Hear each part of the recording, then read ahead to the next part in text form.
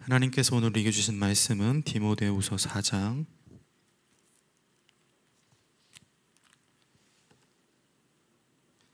16절부터 18절까지 말씀입니다. 한 절씩 교독하시고 18절 말씀은 함께 읽겠습니다. 제가 먼저 읽겠습니다. 내가 처음 변명할 때에 나와 함께한 자가 하나도 없고 다 나를 버렸으나 그들에게 허물을 돌리지 않기를 원하노라. 힘을 주시면 나로 말미암아 선포된 말씀이 온전히 전파되어 모든 이방인들이 듣게 하려 하시니 내가 사자의 입에서 건짐을 받았느니라. 함께 읽겠습니다. 주께서 나를 모든 악한 일에서 건져내시고 또 그의 천국에 들어가도록 구원하시리니 그에게 영광이 세세 무궁토록 있을지어다. 아멘. 한 번은 작자 미상의 영어 시를 본 적이 있는데 보고 제가 되게 인상 깊어서 이렇게 생각을 해보고 좀 되뇌었던 그런 문구가 있습니다. 이렇게 써 있었어요. People come and go, that's life. 네, 영어로 이렇게 써 있었는데 사람들은 왔다가 가곤 한다. 그것이 인생이다 라고 이야기하죠. 사는 게 그런 것 같습니다. 사람이 오다가 가고 가까워졌다가 멀어지고 붙잡았다가도 놓치기도 하는 것 같아요. 오늘 바울은 이런 고백을 하죠. 16절에 보면 나와 함께한 자가 하나도 없다. 주변에 항상 사람이 많았던 바울에게 무슨 일이 있었던 것일까요? 사도행전에 보면 바울의 행적을 기록하고 있습니다. 1, 2, 3차 선교여행을 하고 예루살렘에 갔다가 거기서 막 폭동이 일어나죠. 유대인들이 막 자객 이런 40명의 이렇게 결사단이라고 해야 되나요? 그렇게 해서 바울을 죽이려고까지 하는 굉장히 어려운 시간을 지나가는데 그러다가 이제 로마로 압송이 됩니다. 바울이 그토록 가고 싶었던 로마에 바울이 원하던 방식이나 바울이 바라던 때가 아니고요. 하나님의 때, 하나님의 방식으로 로마에 도착하게 되죠. 그리고 거기서 바울이 이제 무슨 일을 했는지 사도행전 마지막 구절에 보면은 이렇게 일러주고 있습니다. 바울이 온 이태를 자기 셋집에 머물면서 자기에게 오는 사람들을 다 영접하고 하나님의 나라를 전파하며 주 예수 그리스도에 관한 모든 것을 담대하게 거침없이 가르치더라. 바울은 사람들을 다 받아주었습니다. 우리 로마 지역에 있기 때문에 이전에 이미 로마서 편지를 보냈었잖아요. 교회에. 아마 로마 교회 성도들도 많이 찾아왔을 거예요. 같이 교제하고 또 친분 관계를 맺었음이 분명하죠. 그러다가 이제 풀려나서 여러 지역을 돌면서 이제 선교를 하다가 또 이제 2차로 로마에 이제 붙잡히게 됩니다. 이제 붙잡혀서 재판을 진행하기 전에 1차 신문하는 과정이 있는데 그 신문을 할 때 주변의 사람들이 죄인을 위해서 이제 변론을 해줄 수가 있어요. 이 사람은 그런 사람이 아니다. 이런 사람은 그런 죄를 지은 게 아니다. 이런 얘기를 할 수가 있어요. 그래서 바울이 이제 1차 신문을 할 때 재판정 앞에 서죠. 아주 공판이 시작이 됩니다. 그런데 누구도 한 사람도 바울을 옹호해 주지 않아요. 본문 16절에 내가 처음 변명할 때 이게 1차 변론입니다. 그때 나와 함께한 자가 하나도 없었다고 하죠.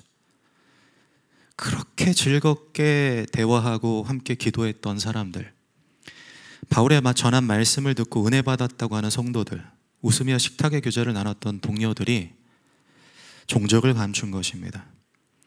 사도행전 28장 30절 31절 바울이 로마에서 자기에게 오는 사람들을 다 영접했지만 그 사람들이 다 떠나버린 것이죠. 사람은 오고 갑니다. 보편적 현상이죠. 사회학자 지그문트 바우먼은 액체 현대라는 책을 썼는데 거기에서 뭐를 하고 얘기하냐면 사람들의 관계가 서로 이렇게 고체처럼 딱딱하게 결속되고 단단하고 견고한 게 아니라 액체처럼 어디로 갈지 어떻게 될지 이렇게 흐르면서 유동적이고 불안정하다고 얘기를 합니다. 누구든 떠날 수 있고요. 현대사회에서는 누구나 멀어질 수 있고 누구나 관계가 서먹서먹해지기도 하며 누구와도 어긋날 수 있다는 것이죠. 그런데 문제는 신앙입니다. 신앙이라는 것은 자기 책임에 어떤 자기 신앙을 견고하게 세우는 것이지만 결국 신앙은 함께 서로 결속해서 어깨동무를 하듯이 마치 2인 삼각 달리기를 하듯이 공동체 안에서 서로 격려해주고 서로 끌어주고 서로 붙들어주고 함께 하면서 성장해 나가는 과정이란 말입니다. 이게 신앙 생활이죠. 근데 그런 신앙 생활 가운데 관계가 단절되어 버리면 누군가가 나를 떠났다라고 내가 그런 여겨지면은 신앙이 자기 영혼이 깊은 웅덩이에 빠져들어가게 되는 거예요. 신앙생활이 제대로 안 된다는 것입니다. 오늘 바울을 보십시오. 16절에 내가 처음 변명할 때 나와 함께한 자가 하나도 없다라고 하죠. 그리고 그 다음에 바울의 언어가 얼마나 차가운지를 보십시오. 뭐라고 되어 있습니까? 다 나를 버렸다고 하죠. 어떤 감정이 느껴지십니까? 다 나를 버렸다. 모두가 등 돌렸다. 아무도 나를 돌보지 않았다. 내가 그렇게 잘 대해줬는데 어떻게 나를 배신할 수 있냐? 라고 하는 거예요. 바울은 몸도 마음도 영혼도 상당히 침체되어 있었습니다. 우리도 그렇죠. 나의 신앙의 큰 부분을 차지했던 누군가가 곁에서 멀어지거나 혹은 내가 절실히 도움을 필요로 할 때 사람들이 나를 외면하기도 하고 때론 가족조차 내 아픔과 힘듦에 대해서 공감하지 못하고 터부시하면 우리는 홀로 외로운 느낌을 받곤 합니다. 그럴 때 먼저 우리가 알아야 하는 것은 무엇이냐면 내가 잘못하지 않아도 사람들이 떠날 수 있다는 거예요. 대부분의 경우가 여러분이 잘못해서 그런 게 아닙니다. 여러분 때문이 아닌 거예요. 너무 스스로를 자책하지 마십시오. 근데 여기서 중요한 것은 무엇이냐면 그 상황이 나의 신앙을 어떻게 고꾸라뜨리는가 하는 것입니다. 바울은 아무도 없었다라는 공판장에서 신문당할 때 아무도 없었다라는 상황 진술을 어떻게 가져오냐면 자기 마음 깊은 곳에 상처로 가져왔어요. 다 나를 버렸다라는 말은 마음에 큰 상처거든요. 그 상처가 사람들로부터 관계를 단절시키고 자기 신앙을 고립시켜서 고꾸라뜨리는 것입니다. 그러니까 이 지점이 영적인 침체가 일어나는 지점이에요. 누구나 다 똑같아요. 누구나 다 사람이 떠나갑니다. 누구나 사람이 멀어질 수 있는데 그거를 내가 상처로 받아들이는 것이죠. 그래서 우리는 현실의 사건이 감정으로 가는 과정 가운데 왜곡되는 두 가지 오류를 경계해야 합니다. 사람이 떠나가는 상황에서 내가 그것을 받아들이는 과정 가운데 우리는 두 가지 오류를 범해요. 하나는 과잉 일반화입니다. 지나친 일반화라고 할 수 있는데 이 말은 한두 번의 부정적인 경험을 근거로 삼아 모든 것을 부정적으로 판단하고 결론을 내리는 사고방식입니다. 저도 이제 경험을 많이 했고 지금도 이제 그런 생각들을 할 수도 있는데 또 주변에서도 많이 봤죠. 예를 들어서 제가 어떤 한 학생에게 말실수를 해서 이 학생을 실족하게 했습니다. 그래서 너무 힘들어하는 거예요. 그럼 이 학생이 나중에 뭐라고 얘기할 것 같습니까? 유목사가 자기를 힘들겠다고 얘기하지 않고요. 교회가 왜 저래라고 얘기합니다. 그렇죠? 하나의 사건, 하나의 문제를 가지고 그거를 크게 확장시키는 거예요. 부정성을 확대하는 것이죠. 사람들을 볼 때도 똑같습니다. 어떤 사람이 나한테 두어 가지 그릇된 행동을 해서 내가 이제 심히 고통스럽다고 한번 해보십시오. 그럴 때 어떻게 하십니까? 계속 나는 힘이 들어요. 그러면요, 사람은요 본능적으로 자기 보호를 하기 때문에 어떻게 해야 되냐면 저 사람을 나쁜 사람 만들어야 돼요. 저 사람이 하는 행동, 생각, 경험, 판단, 말 모든 것이 나쁘다라고 얘기를 하는 거예요. 자기가 갖고 있는 상처를 방어하기 위함이죠. 그렇게 해야 나의 깨어진 분노, 보복 등이 정당화되기 때문에 내가 저 사람을 해하고자 하는 정당성을 자기가 확보를 하는 것이죠. 오늘 바울은 모두 다 버렸다고 했습니다. 그런데 사실 바울 옆에 사람들이 없었던 것이 아니죠. 디모데후서 4장 11절에 보면 누가가 나와 함께 있다라고 이야기하고 오늘 본문 뒤에 보면은 동역자들의 이름을 열거하고 있습니다. 그 중에서는 고린도 지역에서 함께 사역했던 브리스길라와 아굴라도 있어요. 기도의 동역자들이야. 그들이 있었다는 걸. 근데 이걸 보지 못하고 내가 지금 있는 현실을 자기 상처로 가져와서 그거를 확대하게 되는 것이죠. 사랑하는 성도님들, 누군가로 인해 마음이 상할 때가 있어요. 그럴 때 그것을 크게 하고 싶은 유혹을 뿌리쳐야 합니다. 그 시간 그곳에서 그 사람의 그 행동이 옳지 않은 것이지, 그걸 가지고 교회가, 모든 그리스도인이 혹은 그 사람의 전부가 틀렸다라고 하면 안 되는 거예요. 우리 모두가 어두운 면이 있지만 좋은 면이 있습니다. 사람도 그렇고 교회도 그렇죠. 교회가 한쪽에서 보면은 이러나 하겠지만, 제가 보면요, 교회 이쪽에 좋은 면이 굉장히 많아요. 제가 교회 성도님들을 보면서 닮고 싶고 존경스럽다 하는 부분들이 굉장히 많이 있습니다. 그만큼 교회가 가능성도 있고, 또 이 교회를 통해서 하나님의 일하심을 개인적으로 목도하기도 하고, 그런 부분들을 보게 되는 것이죠. 참 좋은 교회라는 것입니다. 부정적인 상황을 전부인 것처럼 보지 말고 은혜로운 안목으로 교정을 하셔야 합니다. 다른 하나는 거절 감정이에요. 우리가 누군가로부터 마음의 아픔, 어떤 깊은 절망감, 이런 걸 경험하게 되면은 그걸 가지고 내가 저 사람이 나를 거절했다라는 감정으로 가져오게 되죠. 거절 민감성이라고 볼 수도 있는데, 상대방의 의도가 전혀 그렇지 않은데 나를 무시했다고 인식하는 사고입니다. 한 번은 중고등부 설교를 하는데 한 녀석이 저 앞에서 이제 핸드폰을 계속 만지작 하고 있는 거예요. 일주일 동안 내가 지들 그 영적인 이 영혼을 먹이려고 그렇게 15분 설교하는데 한 일주일을 준비를 했거든요. 어떻게든 애들 말씀 듣게 하려고. 근데 그러니까 그런 행동 자체가 저를 경시한다고 느끼는 거예요. 그래가지고 화가 나가지고 바로 이름을 그렇게 하면 안 되는데, 안 되죠. 그렇게 하면 안 되는데 이름을 불러서 이제 혼을 냈습니다.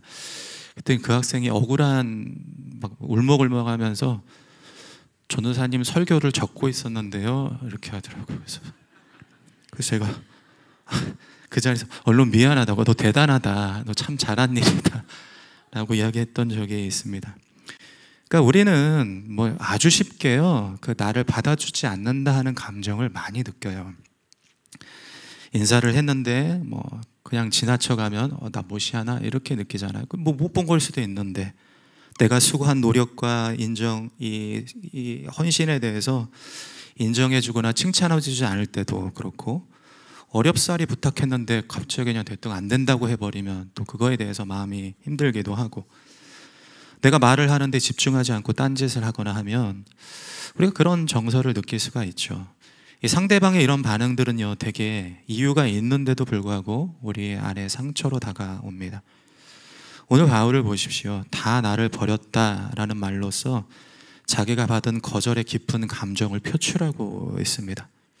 근데 보면요, 당시 이유가 있어요. 왜 사람들이 안 왔는지. 역사적 자료에 보면 AD 64년에 로마의 대화재가 납니다. 도시 상당 부분이 전소될 만큼 큰 화재가 나거든요. 어떤 역사 자료에 보면은 네로 황제가 정신이 혼미해서 그랬다, 이런 얘기들도 있는데, 역사적으로 이제 사실은 그 네로 황제가 이걸 정치적으로 이용을 하죠. 기독교인이 그랬다고 한 거예요. 그때부터 이제 극렬한 탄압이 시작이 됩니다. 타키투스라는 역사학자가 당시 상황을 기록을 해놨는데, 읽어보면은 입에 담지 너무 끔찍한 일들이 많아요. 예수님 믿는다고 하면 잡아다가 콜로세움에 던져놓고 맹수를 풀어서 뜯기게 합니다. 살점이 뜯겨나 죽게 해요. 그럼 콜로세움의 로마인들이 막 열광을 하죠. 그러기도 하고 참수를 당하거나. 어쨌든 예수님을 믿는다는 것은 목숨을 내놓아야 할 만큼 굉장히 위험한 상황, 실정이었죠. 그러니까 바울이 1차 변론을 할 때 사람들이 변론이 나서지 못한 연유가 있었던 거예요. 근데 그거를 바울이 다 나를 버렸다라고 얘기를 하면서 자기 안에 거절 감정으로 그걸 갖고 오는 것이죠. 실제로 바울은 모두 다라는 표현 안에 사람들이 아니라 자기도 포함시킨 겁니다. 그러니까 자기 자신이 자기를 버린 거예요. 사람은요, 사회 안에서 자기의 존재 가치를 발견하잖아요. 사회적 정체성이라고 이야기하는데, 저 사람이 나를 어떻게 여겨주는지가 나의 존재에 대해서 오르고 내리고 영향을 준단 말입니다. 근데 사람이 이렇게 하나 둘씩 떠나가게 되면은 자기 스스로가 가치 없고 쓸모 없다고 여겨진 거예요. 즉 자기 자신을 내팽개치게 되는 것이죠. 바울이 아마도 이런 상황 가운데 자기 자신을 내던지고 싶을 만큼 자신의 존재가 한순간에 무너지고 있었던 것으로 볼 수 있죠. 그때 예수님이 개입하십니다. 17절 보면은 이렇게 기록하죠. 주께서 내 곁에 서서, 그때를 회상하는 거예요. 사람들이 다 떠나간 그때입니다. 주께서 내 곁에 서서 나에게 힘을 주심은 나로 말미암아 선포된 말씀이 온전히 전파되어 모든 이방인이 듣게 하려 하심이니 내가 사자 입에서 건짐을 받았느니라. 여기 예수님이 주께서 내 곁에 서서라고 되어 있는데, 이 서서라는 표현은 바울이 1차 공판에서 예수님이 변론하는 것처럼 말하고 있는 거예요.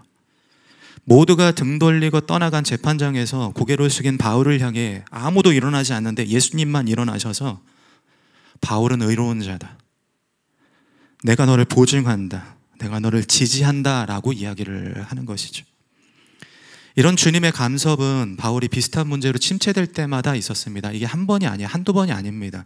바울의 일생을 보면요, 바울의 일생의 그래프 안에 고꾸라질 때 비슷한 경험들을 계속 하죠. 바울이 다메섹 도상에서 극적으로 예수님을 만났죠. 이후에 선교를 계속합니다. 2차 선교를 하며 고린도 지역에 있을 때 동족인 유대인들로부터 상당한 배척을 당해요. 시리에 빠지죠. 그때 사도행전 18장 9절 10절 말씀 보면 밤에 주께서 환상 가운데 바울에게 말씀하시되 두려워하지 말며 침묵하지 말고 말하라, 내가 너와 함께 있음에. 반대로 말하면요, 바울이, 사람들은 있을지 모르지만, 동역자들은 있을지 모르지만 바울이 굉장히 외로웠다는 거예요.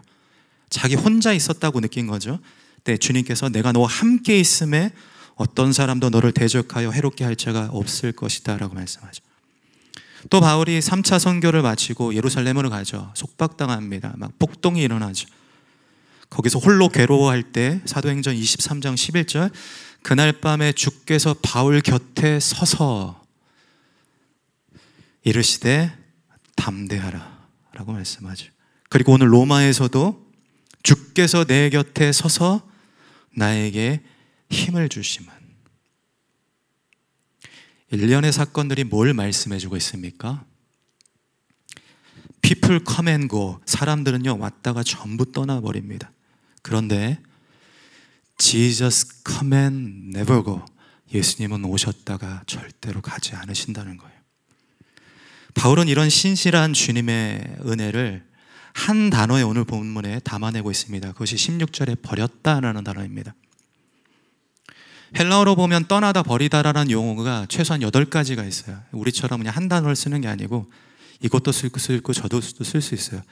그럼 바울이 디모데 후서 4장 16절을 기록하며 자기의 그 1차 신문 받을 때 그 아픔과 고통을 표현할 수 있는 단어들이 굉장히 많았어요. 그 중에 한 단어를 채택해서 기록을 합니다. 짐작하시겠지만 이 단어가 마태복음 27장 46절에 나옵니다. 제9시쯤에 예수께서 크게 소리질러 이르시되 엘리 엘리 라마 사박다니 하시니 이는 곧 나의 하나님 나의 하나님 어찌하여 나를 버리셨나이까 하는 뜻이라. 바울은 다 나를 버렸다 하며 거절과 배신, 아픔과 고통이 있는 그 자리에서 십자가에 달리신 예수님이 보인 것이죠. 내가 받는 이 쓰라림, 좌절, 거절, 아픔, 슬픔이 나를 위해 십자가에 달리신 예수 그리스도께로 회전이 되는 거예요. 그러자 비로소 사람들 때문에 그리고 자기 자신 때문에 깊이 베인 마음의 상처가 치유되기 시작하는 것입니다. 여러분 옆에 누가 있습니까? 다 떠나도 여러분을 지지하는 분이 누구십니까? 여러분 곁에 계신 예수님을 보십시오. 홀로 외로움을 삭히지 마시고 예수님을 바라보십시오. 아무도 내 마음을 몰라준다 하지 마시고 주님을 목도하십시오. 그분이 버려지신 것이 여러분을 버리지 않기 위한 신실한 은혜임을 믿으십시오. 히브리서 13장 5절입니다. 그가 친히 말씀하시기를 내가 결코 너희를 버리지 아니하고 내가 결코 너희를 버리지 아니하고 너희를 떠나지 아니하리라 하셨느니라. 그리고 8절 이어서 보십시오. 예수 그리스도는 어제나 오늘이나 영원토록 동일하시니라. Jesus come and never go. That's faith. 예수님은 내게 오셔서 절대로 떠나지 않으십니다. 그것이 우리의 믿음이죠. 오늘 말씀은 사람들이 왔다가 등 돌리지만 우리에게 오셔서 곁에 서서 떠나지 않는 한 분을 바라보게 합니다. 그분은 십자가에서 우리에게 힘과 용기를 주시겠다고 약속하신 예수님이시죠. 그분으로 인해 우리는 영적인 침체, 슬럼프를 겪을 때 다시 힘을 얻어 극복해 나갈 수 있는 거예요. 이제 본문에서 우리가 4가지 구체적이고 실천적인 적용을 살펴보고 말씀을 마치겠습니다. 첫째, 탓하지 마시고 기도하십시오. 탓하지 말고 기도하십시오. 16, 17절에 보면요, 시제가 흥미롭습니다. 대부분 과거 시제예요. 옛날에 1차 공판이 있을 때 바울이 거기에서 모든 사람들이 떠나가, 그래서 다 나를 버렸다라고 상처를 받고, 17절에 예수님께서 곁에 서셔서 내가 너를 지지한다, 내가 너와 함께 있다, 내가 너에게 힘을 준다라는 주님의 음성을 듣죠. 과거 사건입니다. 근데 16절, 17절에 보면 현재 시제로 바울이 편지를 쓸 때 그 현재 시제로 쓴 문구가 있어요. 16절 하반절입니다. 그들에게 허물을 돌리지 않기를 원하노라. 그들은 바울을 외면한 사람들이에요. 바울이 내가 나를 외면한 사람들, 나에게 상처 준 사람들을 나는 비난하지 않을 거다, 나는 그렇게 기도할 거다라고 얘기하는 거예요. 뭘 의미하고 있습니까? 현재 시점에도요, 바울이 과거에 받았던 거절 상처가 남아있는 거예요. 예수님을 만나도요, 예수님을 경험을 해도, 예수님이 힘과 능력을 주셔도 여전히 내 안에 쓴뿌리가 남아있을 수 있다는 거예요. 사람으로부터 받은 내면의 상흔이 쉽게 사라지지 않습니다. 나를 괴롭게 만든 사람을 우연히 마주치기라도 하면 아픈 부위가 자꾸 덧나기도 하는 거죠. 그게 당연한 것입니다. 한 번에 싹 치유되지 않는다는 거예요. 그러니 나는 예수님을 믿었는데 왜 계속 그러지? 라고 좌절할 필요가 없어요. 그저 우리는 그들을 위해서 기도해야 되는 거예요. 나를 탓할 것도 그들을 탓할 것도 없습니다. 단지 우리는 기도해야 하는 것이죠. 둘째는 자기 의사를 표현하십시오. 17절에 보면 예수님이 곁에 서 계셨습니다. 힘과 용기를 주셨다고 하죠. 여기서 예수님이 바울을 억지로 잡아 끌지 않으셨어요. 너 거기서 앉아서 뭐하고 있는 거야? 너 거기서 지쳐 넘어져 뭐하고 있냐? 빨리 일어나, 사명을 감당해, 이방인에게 복음을 전해, 이렇게 하지 않으셨죠. 예수님은 자유를 주시고 선택을 기다리십니다. 예수님은 여러분의 의사를 존중해 주세요. 예수님이 여러분을 그렇게 대우해 주시면 누구도 여러분을 함부로 대할 권리가 없어요. 너 왜 그렇게 해? 이거는 해줘야 되는 거 아니야? 너가 아니면 안 돼. 이런 말들은 여러분으로 하여금 억압을 느끼게 할 수 있어요. 여러분이 자발적으로 도움을 줄 수 있으면 하시되, 안 될 것 같으면 정중히 의사를 표현하시면 됩니다.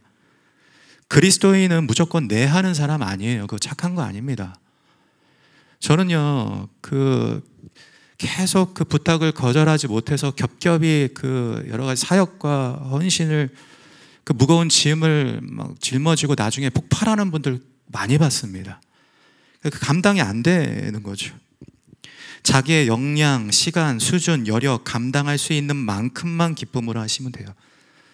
그러니 확실한 자기 의견을 피력하시면 됩니다. 아니면 아니다, 기면 기다, 싫으면 싫다, 아프면 아프다, 힘들면 도와달라고 하십시오. 그래서 셋째, 좋은 사람들을 부르셔야 돼요. 좋은 사람들을 옆에 붙이셔야 됩니다. 바울은 사람들이 떠나고 예수님이 오신 기적 같은 경험을 했습니다. 사람들 다 떠났다고 했죠. 예수님밖에 없는 거예요. 그래서 바울이 이제 내가 믿을 사람 하나 없다, 나는 예수님만 붙들고 나 혼자 해보자 라고 하지 않았어요. 말씀의 전후 문맥을 보면요, 사람들을 부르죠. 디모데후서 4장 11절에 보면 누가만 나와 함께 있느니라, 내가 올 때에 마가를 데리고 오라. 그가 나의 일에 유익하느라. 바울이 디모데에게 편지를 쓰면서 너가 올 때 마가도 같이 와 이렇게 얘기하는 거예요.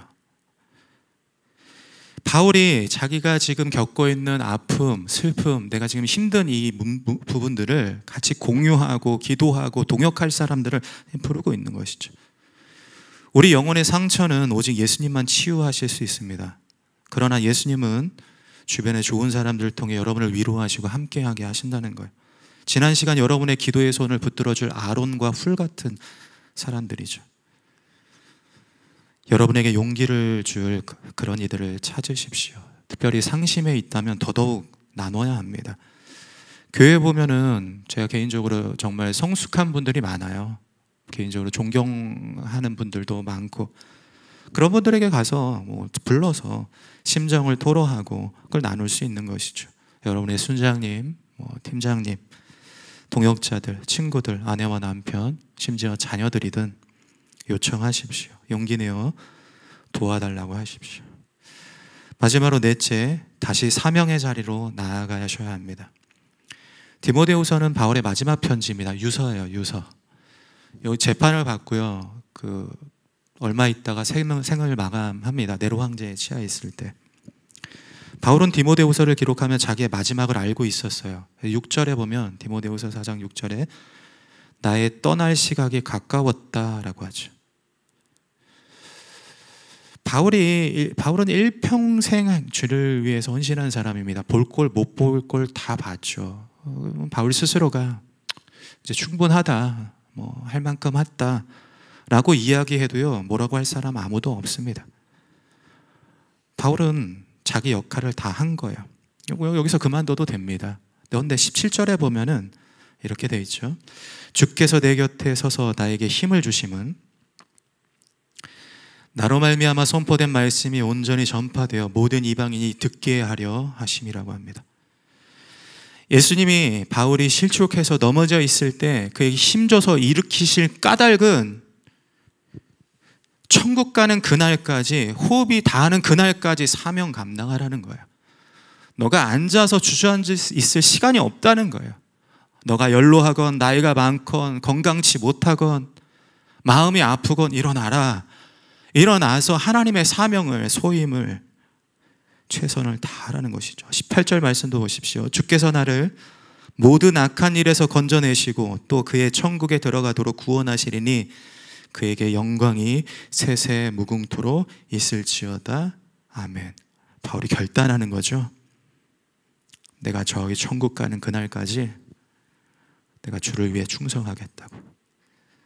사랑하는 성도님들, 모든 그리스도인은 사명자입니다. 우리는 하나님의 예정에 의해 이 땅을 밟고 하나님 부르시는 천국 가는 그날까지 하나님의 사명을 우리를 통해 이루어 가시는 거예요. 때로는 신앙의 여정 가운데 침체될 때도 있지만 주께서 우리 삶에 개입해 주셔서 우리 시간 안에 들어오셔서 우리에게 힘 주시고 용기 주시고 일으켜 세우실 거예요. 그러면 우리는 필히 입술을 열어 고백하게 됩니다. 아, 내가 할 일이 있구나. 내게 맡겨주신 임무가 있구나.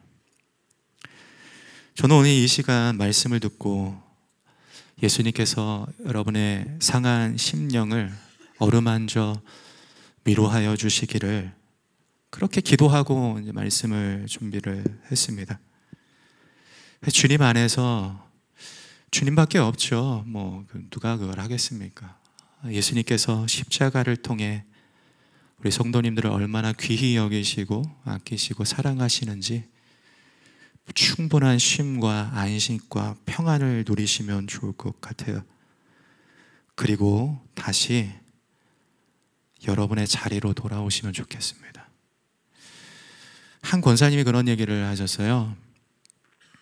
교회 가는 게 그렇게 즐거웠다고. 교회 가는 발걸음이 그렇게 행복했다고. 서로가 서로를 위해 기꺼이 희생하고 포기하고 섬겨주며 그렇게 함께 웃고 함께 울었던 그런 나날들이지. 저는 그날을 주실 거라고 믿습니다. 다시 하게 하실 것이고 주님께서 다시 일으켜 주실 거예요. 그래서 우리를 부르시는 것입니다. 다시 부르시는 거예요. 오셔서 함께 땀 흘리며 주님의 공동체를 세워 나아갈 수 있는 저와 여러분들이 되기를 예수님의 이름으로 축복합니다. 우리 함께 찬양하고 기도하겠습니다.